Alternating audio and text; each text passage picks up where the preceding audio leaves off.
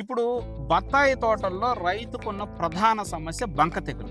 మీ చెట్లు బంక తెగులు ఏదైనా ఉందా? ఇప్పుడు ఇంతకు ముందు ఏదన్నా ఉన్నదా? ఇంతకు ముందు ఉన్నా సార్. ఈ ఈ ఫిప్సోల్ వాడక ముందు ఉన్నాయా? ఉన్నా సార్. ఉన్నాయి. ఎలా ఇప్పుడు ఎలా ఉందండి? అప్పుడు ఎలా? ప్రస్తుతం లేదు సార్. ప్రస్తుతానికి లేదు. ఇది జంబేరి మీద కట్టిన మనకి బత్తాయి చెట్లు. మామూలుగా దీంట్లో ఎక్కువ బంక తెగులు ఉంటుంది.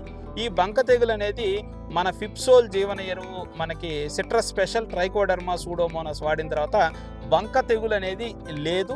అంతేకాకుండా చెట్లు బాగా చాలా ఆరోగ్యంగా ఉన్నాయి, కాయ చాలా షైనింగ్గా ఉన్నాయి, క్వాలిటీగా కూడా చాలా బాగున్నాయి. అందరికీ నమస్కారం. నేను ఈరోజు గంగాదేవిపల్లి ముద్దునూరు మండలం వైఎస్ఆర్ కడప జిల్లాలో ఉన్నాం. ఈరోజు మన దగ్గర రైతు మున్రెడ్డి గారు ఉన్నారు. ఈ మున్రెడ్డి గారు మన ఫిప్సోల్ జీవన ఎరువులు, తర్వాత ట్రైకోడర్మా సూడోమోనాస్, తర్వాత సిట్రస్ స్పెషల్ ని 6 సార్లు వాడడం జరిగింది. ఈ 6 సార్లు ఎందుకు వాడారు, దాంట్లో ఉన్న గమనించిన విషయాల్ని మీ అందరికి తెలియజేస్తారు. మున్రెడ్డి గారు నమస్కారం. మీరు ఫిప్సోల్ జీవన ఎరువుల్ని ట్రైకోడర్మా సూడోమోనాస్ ని 6 సార్లు వాడారు కదా, ఎలా ఉంది మీ బత్తాయి తోట? బాగుంది. బాగా ఉంటే ఏమున్నాయి? షైనింగ్ రావడం కానీ, ఆయిల్ కాపు బాగా రావడం కానీ, ఎరుపురు కానీ ఇవన్నీ బాగా కంట్రోల్ అయ్యాయి. ఎప్పుడు 6 సార్లు అంటే ఏ సంవత్సరం నుంచి వాడుతున్నారు మీరు?